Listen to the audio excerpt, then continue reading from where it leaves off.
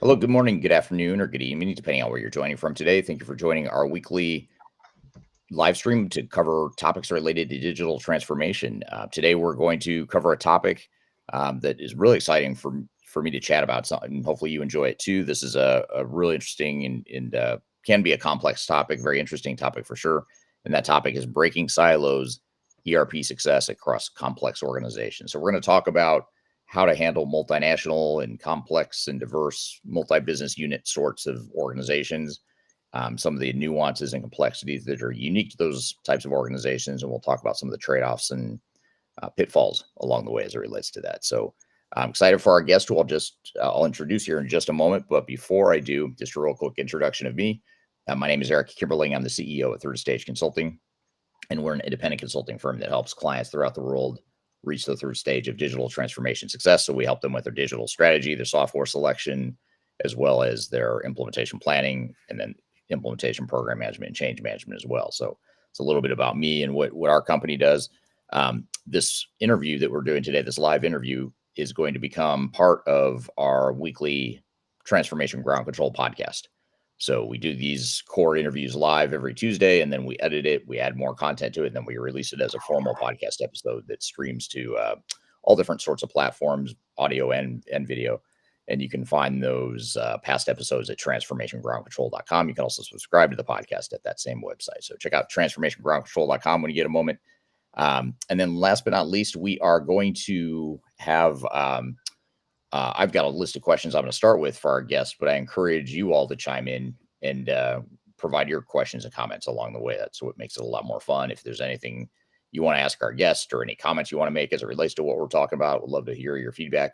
You can drop any comments or questions you have at any time in the chat. We're keeping an eye on all the chat streams across all the platforms we're streaming to here today.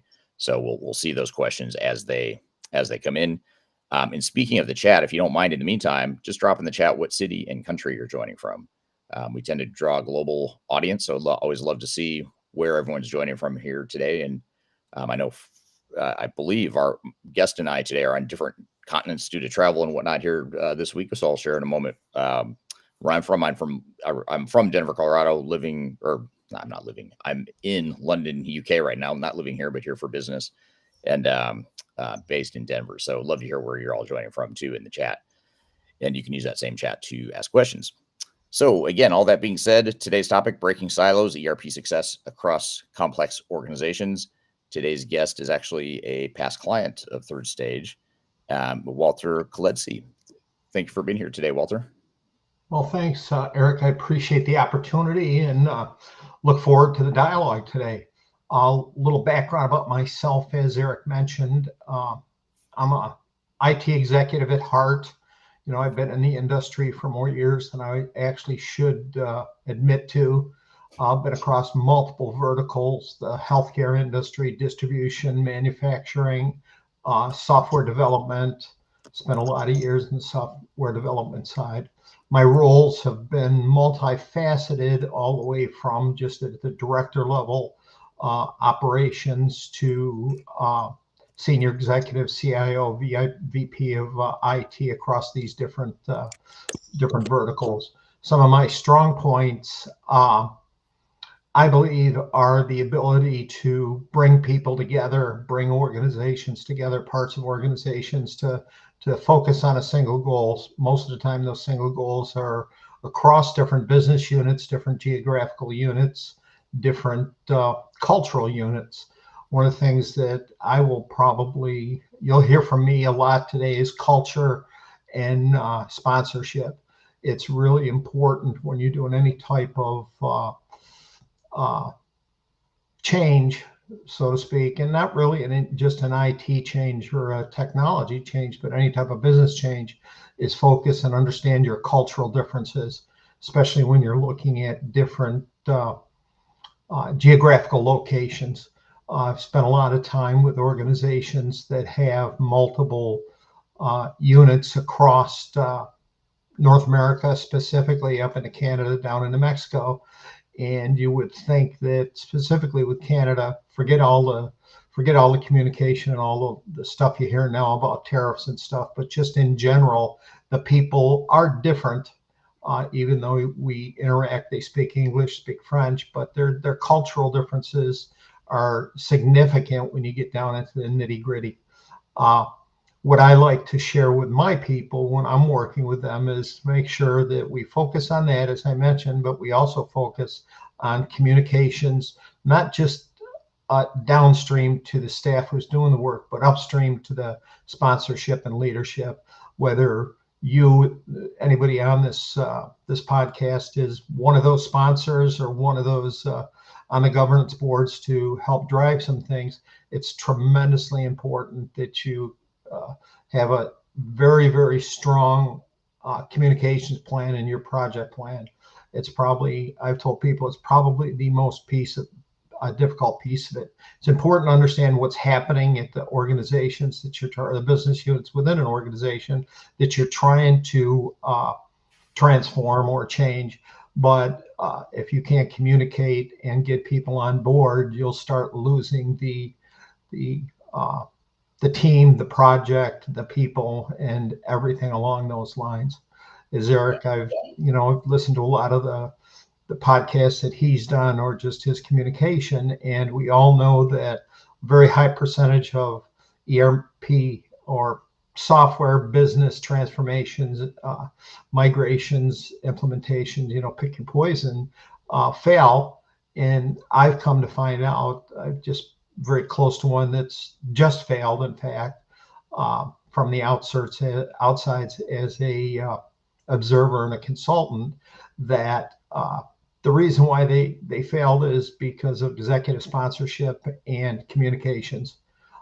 So that's probably again one of the most important things. So that's really interesting, because you've been a CIO for a long time. You've worked on a lot of different IT and ERP initiatives over the years. And it was interesting, just in your introduction, right away you're gravitating not to something technical, but to something very soft when you talk about culture and sponsorship and communication, general change management type stuff.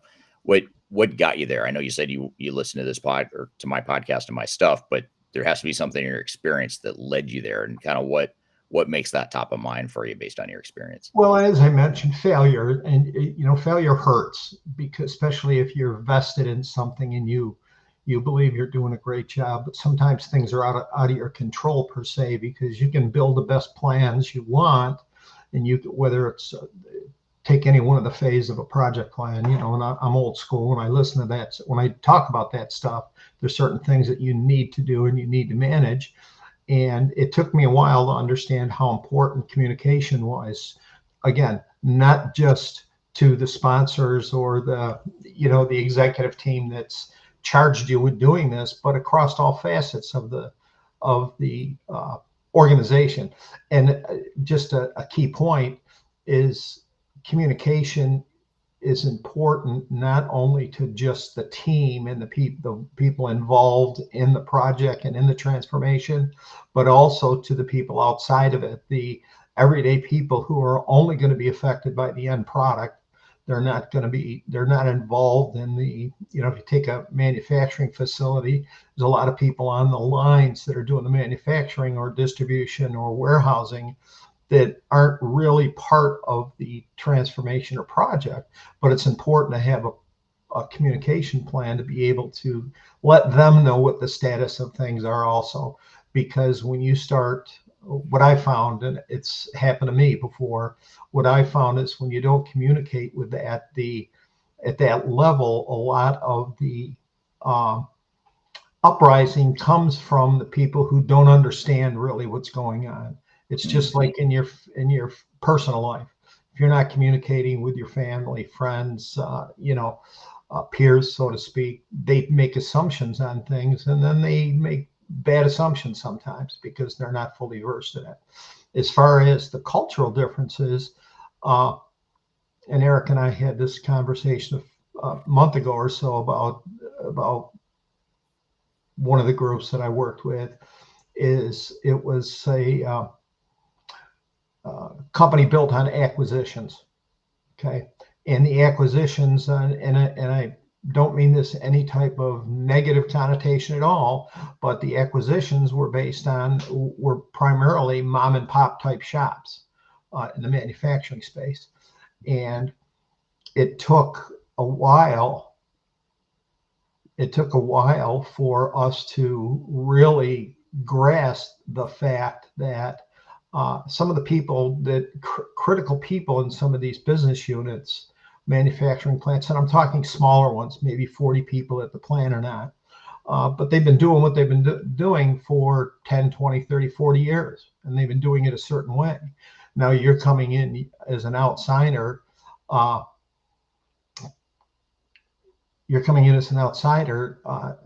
Theoretically trying to help, but the change you're affecting is critical. And you just don't understand the culture that they've never changed. We found some people that never used a PC. They were now supposed to use some type of automated product, whether it's a scan gun or a tablet or something like that. And they just, I wouldn't say that they couldn't do it. It's just that they couldn't get to doing it. If people understand that, they just had this barrier, and that surprised us because anybody in the technology field, like I'm assuming most of the people on the call today or on the podcast, and I know myself and I know Eric, we've been dealing with technology our careers. So to us, it's second nature. It's like, oh, duh type of thing. But to some people, it's just, it's foreign, even in today's society where everything is either on your iPhone or your Android device or on a PC or everything. Even your cars today there's automation within them that a lot of people don't even use. But that cultural change was really a shock to me. That cultural difference was a shock to me early on, not early on in my career, but probably halfway through my career, when it really became prevalent that you've got to manage, that you've got to understand the people, not just the process. Organization I worked with, one of their mantras was people, performance, and profit, 3 Ps. And none of the 3 were most important. They were all as important, because if you can't successfully manage and drive all 3 of those, you're not going to succeed. You may succeed short term, but you're not going to succeed long term. Right. Yeah, that's really interesting, because you look at all the cultural nuances between different regions of the world.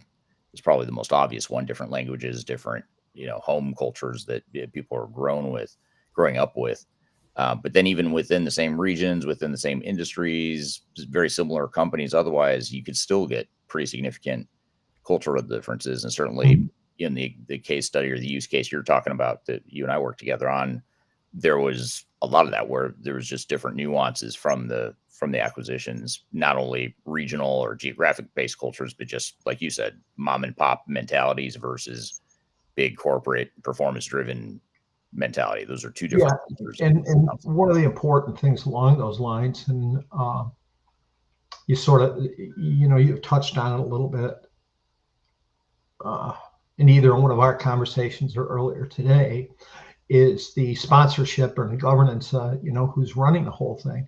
It's extremely important that whoever those are, whatever layer of the organization are assigned that responsibility, whether it's the CEO, CFO, directors, or even at, managers or leaders, if they're given that authority and responsibility, that they understand the cultural differences also. And they're typically embedded in that culture. So it's sometimes difficult to have them focus on it. It's easy for an outsider to see that, but it's also difficult for an outsider, even if they're part of the business. In my case, a couple of them, I was part of the business. I wasn't a consultant or anything,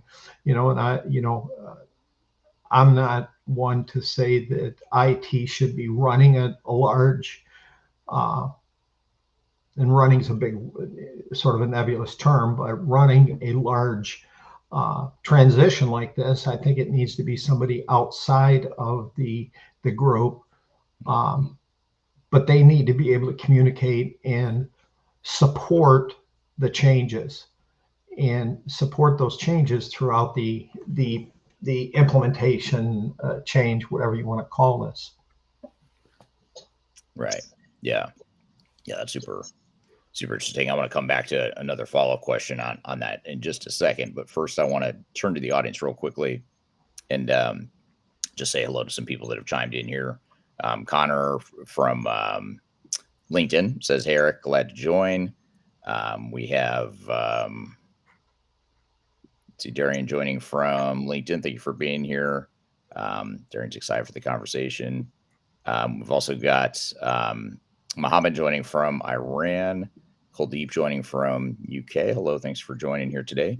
And then we also have Ash on YouTube joining from Yumal Kuwait in the UAE. So thank you all for being here today. One thing you were talking about that is really interesting is just coming out of the gates in this conversation. Quite frankly, it's pretty rare to have an IT career professional that's been in the IT space for a long time to think first about culture, strategy, communications, all the non-tech soft stuff that you just described. How did that differ from how you viewed things earlier in your career? I think you alluded to something along the lines of it took you a while to figure this out in your career. Was there like a tipping point or something, a milestone in your career or a specific learning that led you to think, hey, maybe I'm not just an IT guy. Maybe I'm more than that. Maybe it's about and thanks for the question. It's kind of a great question. Number of years ago, and again, I won't put any years on my career because it'll date myself. But earlier in my career, I joined an organization that was going through a software upgrade. But it was one of these things that they were so far behind in their versions and mods and updates from the vendor, and it was Microsoft, it was Dynamics. They were so far behind, and they did so many internal modifications that there were some new features in the product that would be great for the organization to use. Okay, and so it was a re-implementation. It turned out to be a re-implementation. It wasn't an upgrade. Okay, which is totally different. Anybody who's involved with this understands upgrade is totally different than a re-implementation or an integration or anything else we do.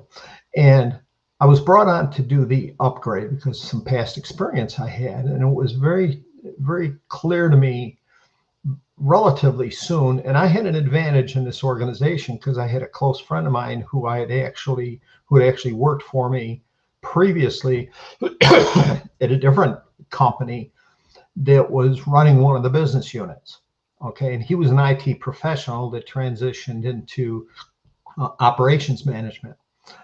So he had a great understanding of both sides of it.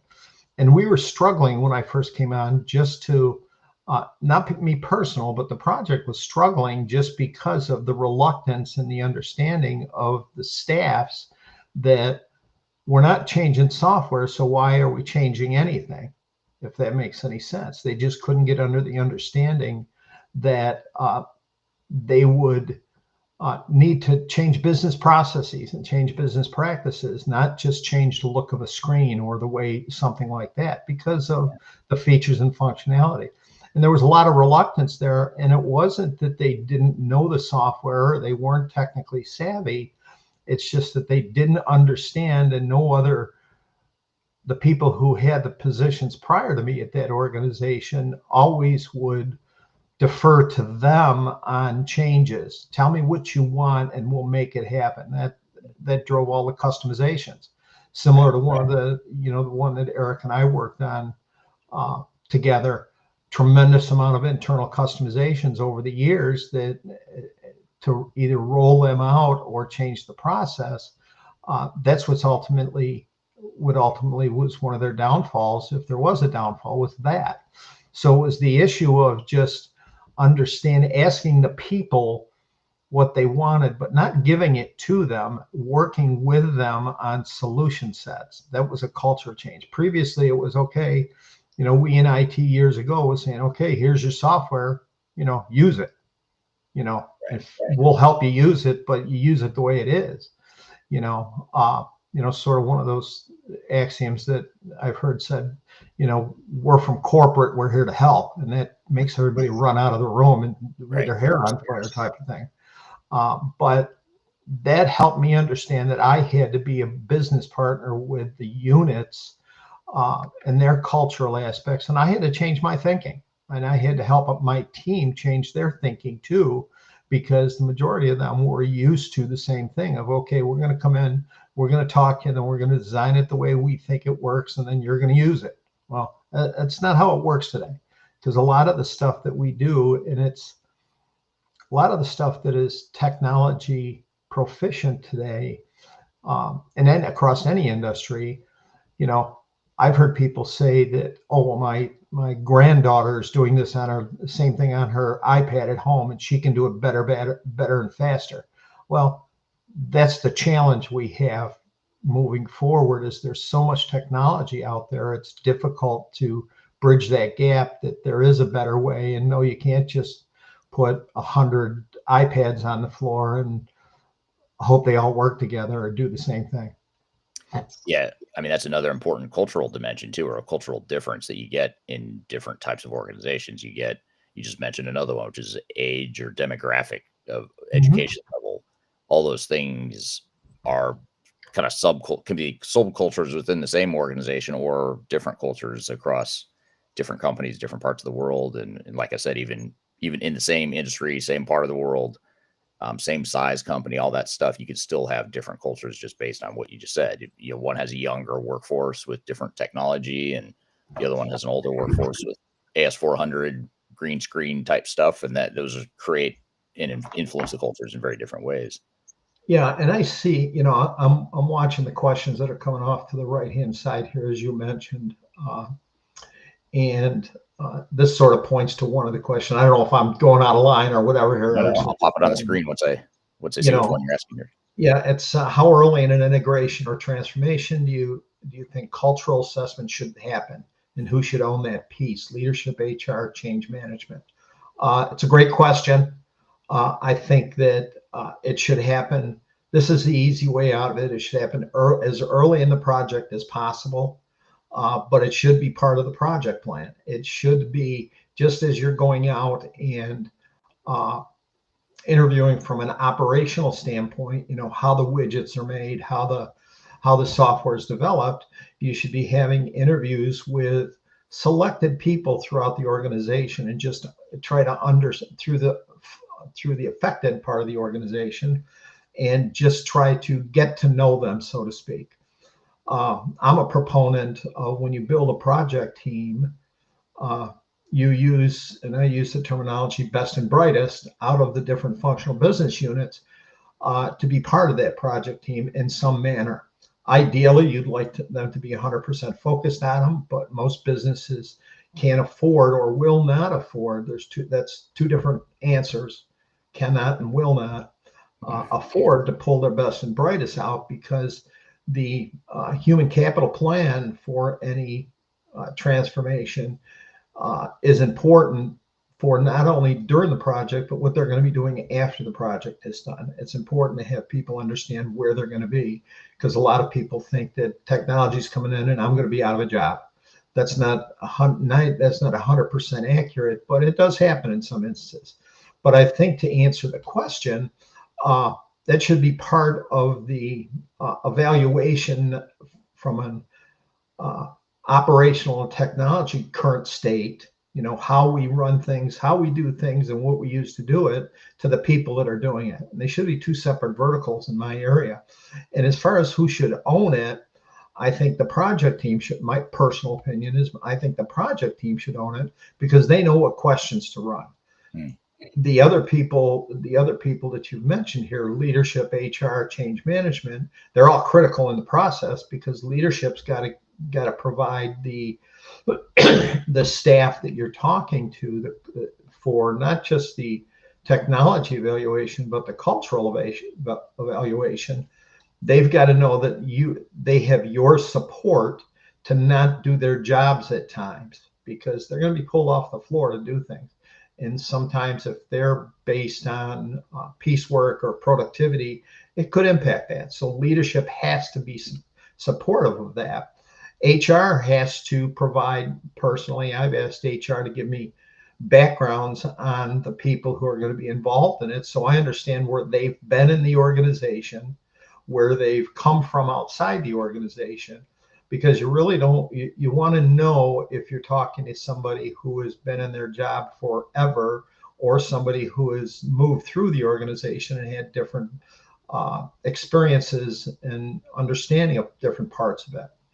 Unknown caller. Oh, sorry about that. I'll get rid of that real quick. And then as far as change management is critical, as far as I'm concerned, always critical, because it's a tracking mechanism. Okay, it's going to hold the team, the transition team, accountable, so to speak. It holds you accountable to what you're doing, and it helps you communicate, and also holds the business accountable. Okay, so change management is part of where do we want to change the people that you've given to me. I've had instances, and I think when we worked with Eric, we wanted to have backgrounds on everybody that he was going to put on our project, and not only just from a technical background, but from a interpersonnel skill set background. I've been in implementations where the business is provided, here's your team from the business to do this. And it's very hard, but we've been in situations and different things that we've had to say, we don't need this person, and we don't want this person anymore because they don't fit with the team. So we need somebody else. So that's why HR needs to be involved, because that could cause some issues. That's why the interview process is critical. But I think it should be run by the project team. Yeah, totally agree. You don't necessarily want it or need it to be something that's external to the project or run by a separate team. You can have experts that are people that know change really well, really good at it, but they should be part of the team. And certainly the faces of change, the agents of change, should be that core team. And when you're doing a data gathering, you're doing your evaluations, every group that does it has a process to do that.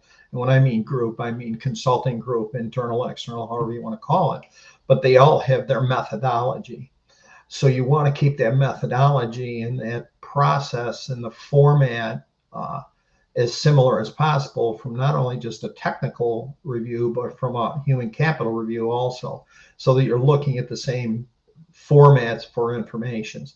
If you have an outside entity do it, like let's say HR did the interviews from a cultural perspective, their output may be totally different than the output that you're used to seeing, and going to bundle up for the executive team, for the sponsorship team, to be able to review. Because remember, what I mentioned earlier is communication is not just critical downstream to the team and to the business unit you're working with, but it's just as critical upstream to the sponsors, to the executive team, to the leaders of the different business units or functional units that you're working with. If you're going to go in and evaluate a manufacturing facility, let's say a quality control part of it, you want to make sure that you're communicating with the management of that quality control group also, so that they're part of, at least when their people come to them and say, hey, what this, that, or the other thing, that they're involved in the communications.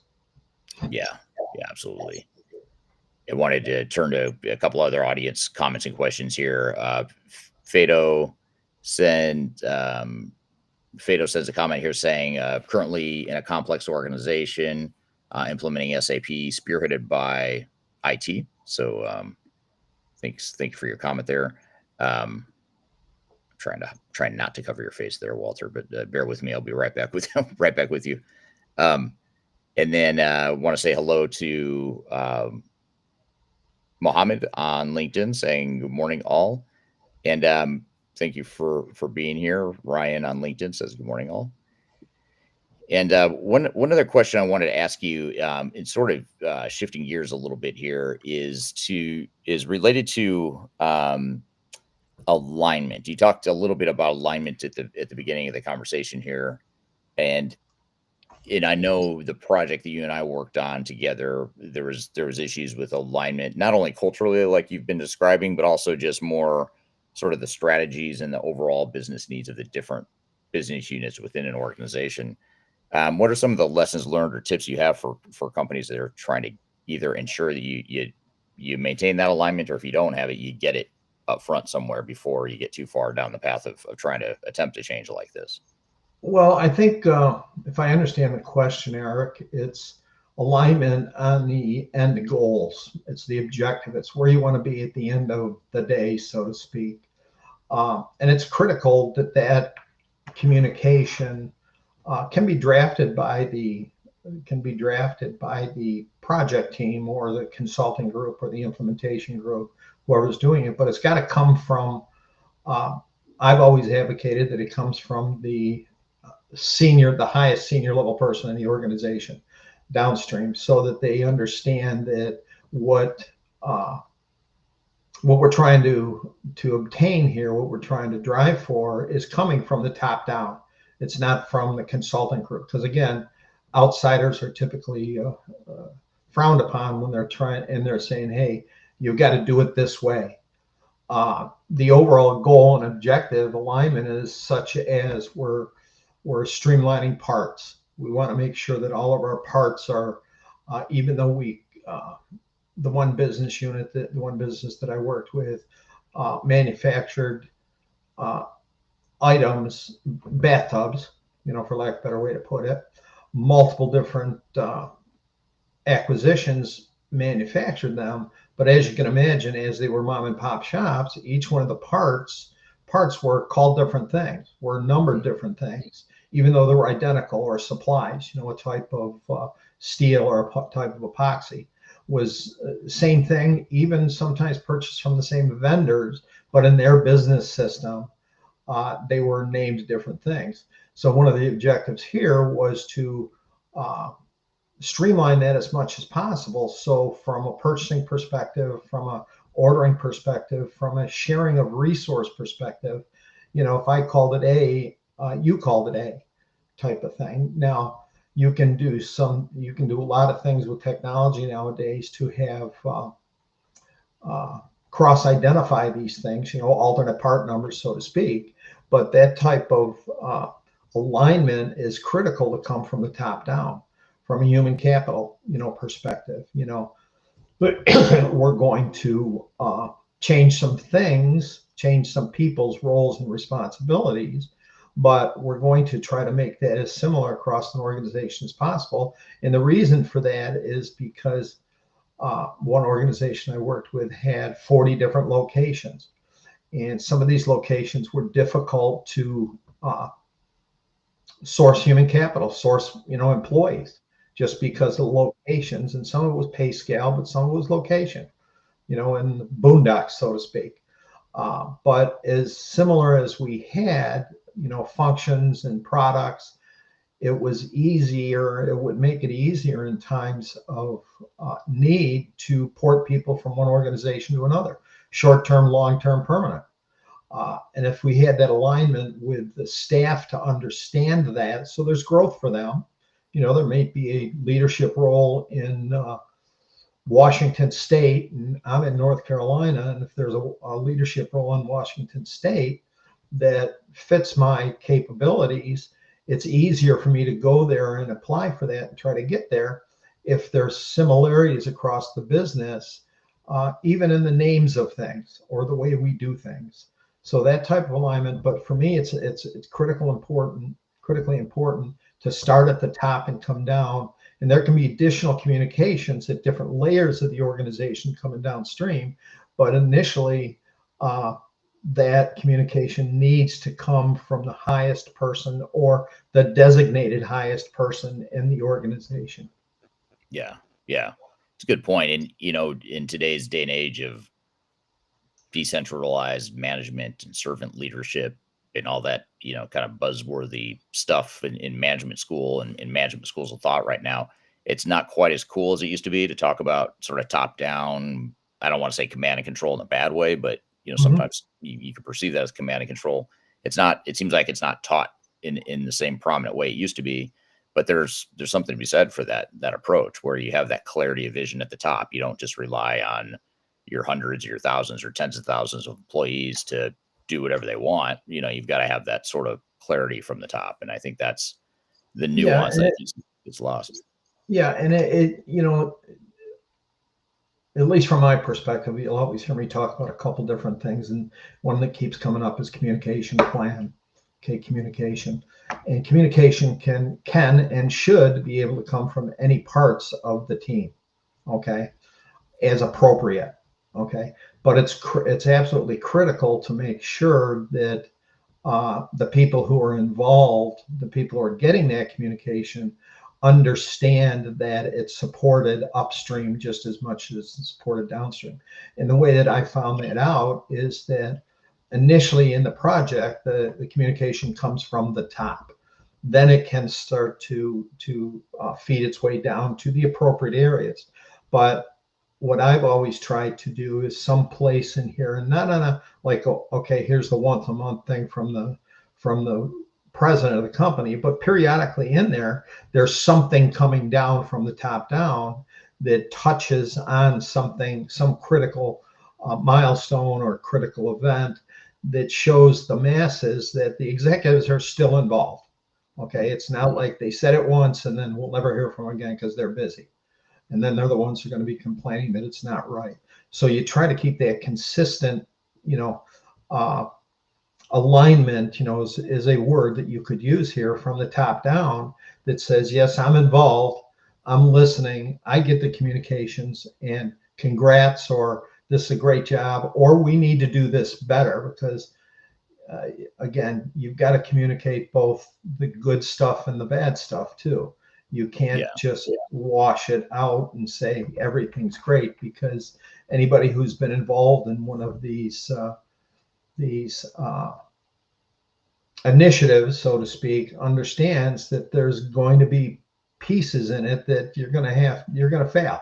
It's not going to end up the way you want it to be, and you're going to have to regroup and change or realign or do some things. So it's important to communicate both the good with the bad from the top, middle, and the bottom. So it's back to that communication process. You can't. A mentor of mine years and years ago said 99% of the time you can't over communicate. You just have to be aware that you will over communicate sometime or another, but you can never over communicate. Right. And if you do occasionally, by the way, it's not a bad thing. No, but I've yet to meet a project team member that said, you know what, we really over communicated. We should have communicated a little less. It's usually the total opposite, no matter how much they think. Yeah, the only caveat with that is the message itself. You just have to be careful with the message. You can overdo bad messaging. True. Like if so you're going to lay people off or something like that. Yeah. So you just have to be careful of that. But I agree 100%. You can't over communicate. Some people, hey, it's human nature. I mean, some people don't do a very good job of managing their inbound communications, whether it's text, whether it's email, whether it's whatever it is. So some things get lost in the shuffle. So a while back, I had the conversation with a person who was doing a piece of a project who didn't think we should communicate as much as we would. So we did a little survey, and some people weren't even reading his emails because they had so many other things to do. So the less he communicated, the more chance of missing the email was. And it's important that you get that communication out and change it just enough so it's not, change the format, change the timing, change the sequence of things you're gonna communicate. So a lot of people, myself included, and I'm sure a lot of people on the podcast here, if I get an email as an example from you, Eric, once a week about a project we're working on, and the first paragraph is always the same, right? Odds are I'm not going to read the rest of it. Oh, it's just the same stuff. Now, so if you change it around, if you change it around a little bit, where you grab the attention of the people, they're more apt to read that. But more is better in this instance. Plus, you don't want to be you don't want to be on the end of the stick that you never told me. Right. That's true. And certain people, you can't have a one size fits all strategy either. I mean, some people are going to respond to emails or read emails. Some aren't. Some are just going to absorb information better verbally or visually. Yeah, we've all been in situations where whether we've been in a call like this for an hour and it just happens we get 50 emails and it's going to take us a while to go through that, and someone's going to get a little upset you didn't respond in time. You didn't respond to them, to something critical. So it's important that sometimes you just keep it up and keep it up. And, unfortunately, it's the shotgun approach, but you just keep pushing it out there, changing the message enough so that people don't think it's the same message. Did I read this one before? Yeah, I think I did, and just delete it or put it in the bit bucket, so to speak. Right. Now, you were talking about a moment ago, you were talking about, messaging that has to come from the top down. And I want to come back to that whole, I guess I'll call it management style, but I want to kind of shift into decision-making style here as well. But when we look at our clients that are like the company you worked for that we helped you with a few years ago, any company that's grown through mergers and acquisitions, and especially if they've grown through, or even if they've grown organically, certainly if they have operations that are diversified in different countries and or different product lines.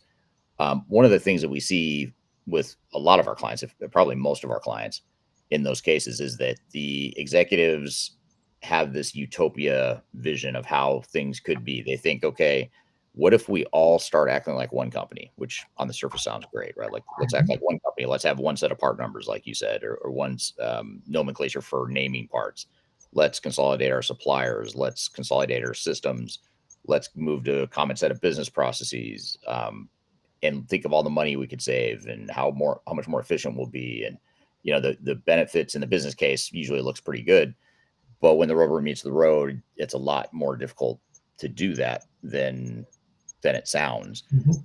What has your experience been as far as finding that right balance between that sort of utopia of one common company, one common platform, tool set, processes, all that stuff, versus let's go buy these companies and let them be decentralized and independent or somewhat independent? How have you found success navigating that trade-off or that continuum that you've got to navigate? Well, there's a couple different answers to this, I guess. Maybe not different answers, but different views of this. And I'll start at the structural perspective, I guess, is what I've always tried to do is to make sure as we're building our teams, okay, and the different, let's say, make it easy, logistics, shipping and receiving. Every facility, every manufacturing facility has some shipping and receiving. They got to receive parts to build. They've got to ship out the end product.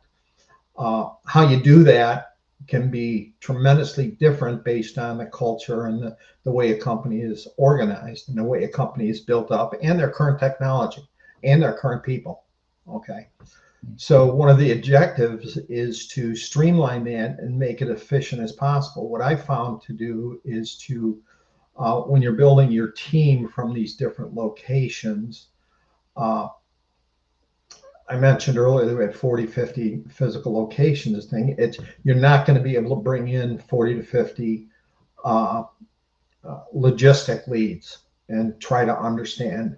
So you try to go through your surveys and understand the business unit that's doing it most efficiently today, and bring in people from the other one or two business units that are not as efficient and bring them in and have them communicate and be part of the solution set, identifying the solution set and the constraints of the new product that you're going to implement.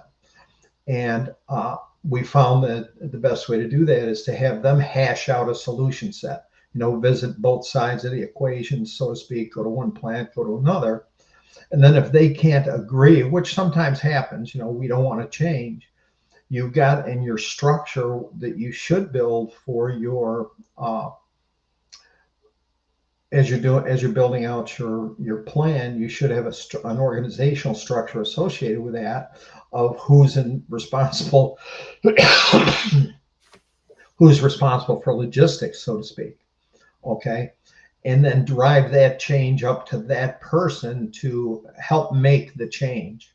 Okay. So that's how you get through that. And if that person just can't, and I found that we've all found this, somebody just doesn't want to make a decision because they don't want to go ahead and upset the two ways on it. You've got a path to be able to drive it up to the next layer. Okay. And somewhere along there, and this is where it's critical that you get the support of the executive team and the sponsor, that they've ultimately got to make a decision based on directionally where the business wants to go. It may cost more and hurt more to change to a different way of doing something. But if the end goal is best for the business and the vision for the business at the executive team, that they don't always articulate their vision very well. We all understand that.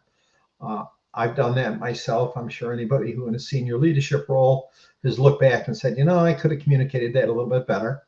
They don't always articulate that well, but they have to have the ultimate decision if the staff can't come to agree with the decision. Because sometimes staff doesn't want to say, do it this way, because they'll be held accountable for it, and they don't want that accountability. And I get it. I understand that. But it's got to be driven up. And that's to me how we get that alignment when you start working in a leadership role or a directional role. And if they can't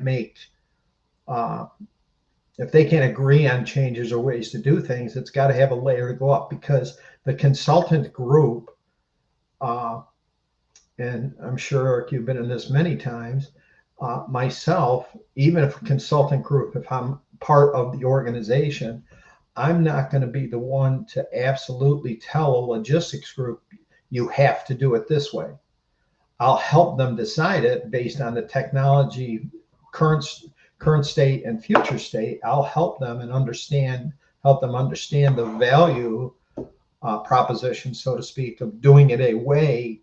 It may be painful today, but downstream it will. But I'm not going to say you have to do it this way. That's got to come out of the business units, so to speak. Yeah. Well, and you were talking, you were sort of touching on the concept of consultants and just outside vendors in general, whether they're consultants or the software vendors, any other technical partners. How have you handled vendor management, or what are some of the tips that you have for people in terms of managing those outside parties and making sure they don't manage you? Well, it's important to have strong leadership internally to do that. And sometimes you have to change those interfaces, so to speak. But part of it goes back to the ability to monitor and manage and change the vendor components, so to speak. Not change not change third stage, so to speak, but go to third stage and say, hey, this person is not gelling with the group. He's trying to drive the group. He's not being collaborative, so to speak. He's not listening. Right. He's got it in his mind, which may end up being the right way to do it, but he's got it in his mind, you have to do it this way. And he's trying to convince them without getting them on board. So it's important that you go ahead and you monitor that, and you ask the team's involvement. And sometimes in a longer term implementation, a longer term transition, the vendor group or the consultant group builds relationships with the team, okay, that's doing it. And that's good. Sometimes it's good because you want them to be able to work together. But what I say, the other side of it is that sometimes you don't get the honest answers out of your team because they're in they like the consultant group, for lack of better. They like person A. He's a nice guy. He's only doing his job, so I'm not going to talk negative about him. So you've just got to watch and manage, and you've got to ask the tough questions. And you've got to ask, and that's to the people that are involved directly with the consultant groups who are in the field or on the floor, so to speak. Is he doing his job? Is she doing her job? How does she interact? Is she helping you understand where we're going as opposed to telling you where we're going, which is two totally different things. How do you navigate that though when you have a team of people, some are more experienced or more sophisticated, more technically mature, whatever you want to call it. Some are more sophisticated than others. So in other words, you have some that just have never been through this before and they don't really understand or know what the right answer is, quote unquote. And so they're going to defer to someone like a third stage and say, well, third stage, the guy from third stage thinks that we should do this, so we might as well just do it because I don't know, I don't have a better answer. So how do you navigate that to where it's almost like not a learned helplessness, but although we do see that at times, or it's almost it is learned helplessness. Well, there's a couple methods that I've used, and part of that is to make sure that the staff understands that they're important. They understand that they're on the team because they're important. They're on the team because they've got domain knowledge, they've got technical knowledge, they've got interpersonnel skills. Because I put people on teams that are just able to be part of a team, may not have the technology behind them or the business savvy behind them or the manufacturing knowledge, but they're able to be part of a team and they can learn. And they know that they're important to do that. You have sidebar conversations and you watch, you become involved. And it's really, from my perspective, running projects, there's a lot of things that, that you would be responsible for across an entity, across a project. It's absolutely important that you have parts of your IT group embedded with these two, whether it's a technology person, it's a business analyst, and because they're part of your team, you can talk to them differently than you can talk to a shipping clerk or an AP person or somebody like that. You can ask them and you can just say to them, okay, give me, hey, you're part of my team. I trust you 100%. Tell me what you're thinking. Tell me what the issues are, and they'll understand that they need to be forthwith talking back to you. And then you go back to the initial question was, the staff person, the logistics person, the AP person, who some are very well versed in what you're trying to do, and some are just hanging on, trying to understand and get to the next day. It's to make sure that they understand they're part of the team, they're important. And it's just like any meeting that you go to, meeting that you're involved with. It's important that you don't let anybody in the meeting sit there and be silent. You can't let them be silent. You've got to. It's inherent upon you as the person who's running the meeting or running a project team to draw those people in. Because if you try to draw them in and they just absolutely refuse, they don't need to be on the team anymore. You've got to find somebody else.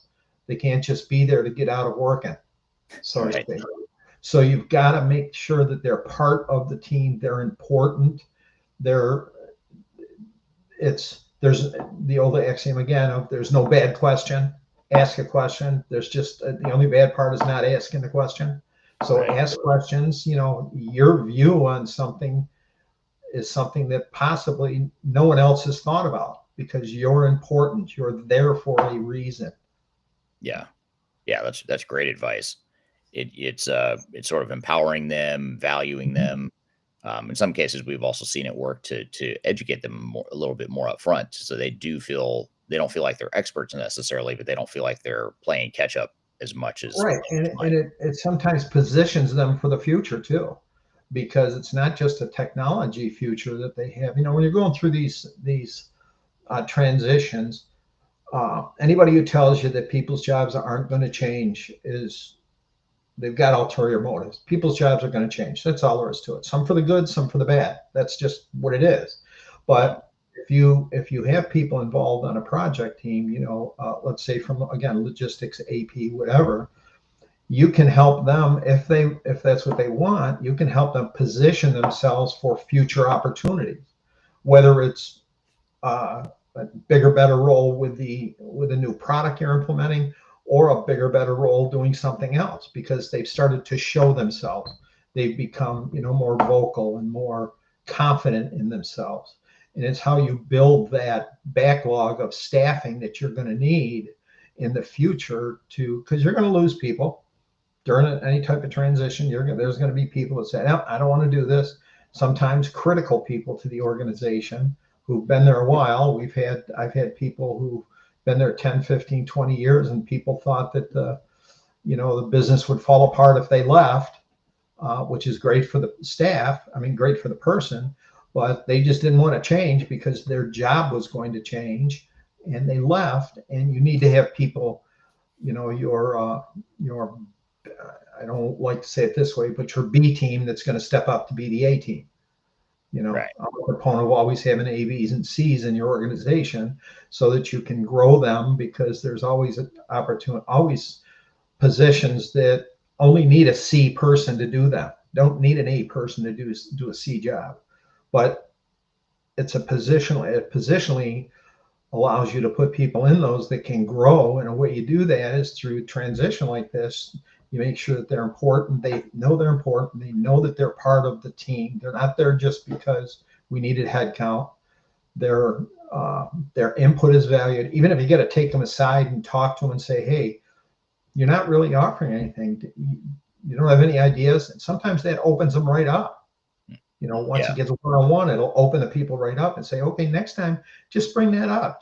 I'll support you in it. I'll make sure that I'll support you when you bring that up. And it helps to open people up and be part of the process. Yeah, it's almost like you're giving them permission, and they just need to feel like, hey, you want my input. Absolutely. That's all I need to hear. Absolutely.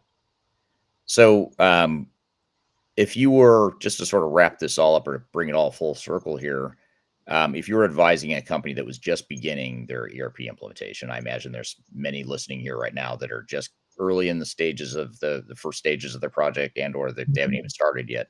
What's the one piece of advice, or maybe one or two pieces of advice you'd give to those people just starting out? Well, there's a number, but probably the top of it is to validate the reason why you're doing it. Really understand why. Okay. And if it's to, as you'd mentioned a couple of times, streamline processes, acquisitions, human capital. We've got too many people we're paper-based, so we want to automate it. Understand the why.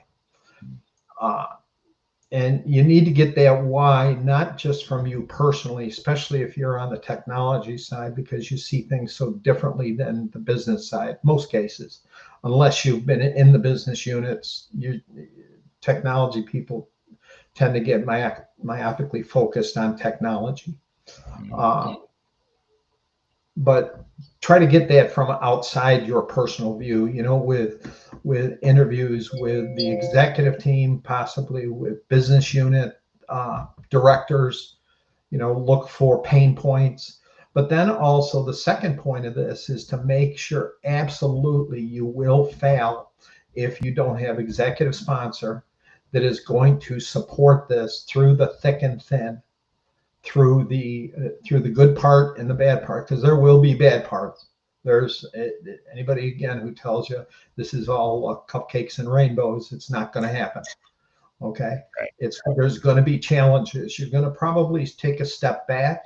I've always found that myself personally, when I develop project timelines, I always buffer into them time periods that if I think something's going to take, it's going to take us 6 months to do this, it's going to turn into 9 months on a project plan, because that always happens that way. But then again, it could turn into 12 months, but but it's absolutely critical that you get executive sponsorship from the highest executive you have in your organization, if possible, to make sure that they're aligned and they're on board with the project itself, the reason for it, and understanding there's going to be pain points. There's going to be issues. I had an executive, senior executive, one of the two owners of the company, tell me point blank, okay, we can do this, but there can't be any disruption to production or operations. Zero impact. And I said, then we can't do it. Yeah. I was honest with them. I said, oh, we can't, because I don't know. Well, what's going to be impact? I don't know at this point. All I know historically is there will be. That's just what happens. You may lose a critical person on the team, either from the outside group or internal, that's going to throw it off. You may have, you may buy another company. And that's happened before. We've acquired another company that we want onboarded before these other ones. Okay, well, here's the impact. So it's critically important that those two things that are most important to me: understand the why and the executive sponsorship. It's great advice. And that zero impact is a very unrealistic yet common expectation from executives. They want that reassurance that this is going to be easier than it really is going to be. Or and I'm sort of chuckling a little bit here, or it's you come up with a timeline for it, like for this business unit, it's going to take 9 months to do. Oh, you can't. You got to do it in 3. Well, okay, right. No, and it's hard it's tremendous. I'm sure you've walked away from projects because they've been unrealistic. It's difficult when you're an internal employee to tell an owner of the company, sorry, we can't do this. We can do this if you give me every you have that I ask for, no questions asked, to be part of the team. But you can't do that because then it's going to impact the business, because they don't have a backup. They don't have a human capital backup plan, and they don't want to hire people that potentially they're going to have to let go at the end of the project because you're double staffing or third staffing again to do this, which you need. So you've got to balance that. But I've had multiple executives say, well, no, I had at this one company I was at before you were involved, they had a goal to change all of this. Is when they had 7 business units. They wanted to take the business units and make them all on the same ERP system. And their methodology was, even though the business units were totally different in their manufacturing processes and their internal developed processes, they wanted to do one unit, take like 6 months to one unit, take all the lessons learned in the processes, drop them into a next unit and have it done in 30 days. And then the next one in 30 days, the next one in 30 days. And I came on board when they were starting, and I said, that you can't do that. I almost was off-boarded real quick, but I said, you can't do that. It's just, if you talk to the people, do you understand what they do? Well, yeah, they make bathtubs. Well, okay. Right. This is plastic. This is enamel. This is metal. This is this. It's totally different processes. Yeah. Did you get highly tenured people that had been there for longer than you, saying like, who's this guy? Why do we hire this guy to come in and tell us we can't? Absolutely. We brought him on for this. Yeah, exactly. He's going to tell us no on day one. What's that about? Yeah. Yeah. Well, in one thing I've seen work too, just as a sort of a side note on that, is if you give people that 9 months versus 3 month example you just gave, it's going to take 9 months, but they say, no, I want it done in 3. A lot of times what I found to be successful is rather than necessarily saying no, I'll say, okay, you want to see what 3 months looks like? Here's what it looks like. Yeah. And, you kind of lay out what that exactly looks like. And basically you're painting a picture of a train wreck that is not going to go well. And it's going to be a lot of risk, a lot of disruption, which I know you said this executive didn't want, or this executive team didn't want. So you sort of have to put it to them frame it in that way and say, but totally your choice, whichever option I don't recommend that option, but I do recommend the 9 month option. But if you do decide to go that path, here's what it looks like. Yeah, absolutely. Yeah. Well, good. Well, I appreciate your time here today, Walter. Great stuff. Enjoy Got a lot to share. You've been through a lot of stuff, a lot of battle scars and battle wounds from all of the projects you've done over the years. So really appreciate you sharing these insights. Yeah. Anybody on the call, if they've got any other questions or anything like that, go through Eric. Eric will get them to me. Yep. And if you're on LinkedIn, be sure to connect with Walter there. Again, it's Walter Kolodziey, and I'll let you pronounce that, or not pronounce it, but spell it if you don't mind your last name, just so everyone has it, Walter. Kolodziey. Odziey. Perfect. Very easy. Yeah, I mean, it's just like it sounds, right? Yeah, there you go. Well, good. Well, thank you so much for being here, and really appreciate it. And hope to have you again, because I feel like I think we said before we started here today we could spend 2, 3, 4 hours on this topic easily and still not get through everything. So Appreciate the opportunity, and thanks everybody for joining. yeah, thanks to the audience too. Thanks for the great questions. Again, we'll edit this, we'll polish it up, we'll add some additional content, we'll make it part of our next episode of Transformation Ground Control that'll be released next week. Every Wednesday, new episodes come out, so go to transformationgroundcontrol.com to keep up with that podcast. And every Tuesday, we do these same time, same place. Although I shouldn't say every Tuesday. 50 out of 52 Tuesdays a year I do it. The next 2 Tuesdays are the 2 that I don't do it every year. So anyway, so look forward. We'll resume these live discussions here again in June. But in the meantime, hope you all have a great week, and we'll see you next time.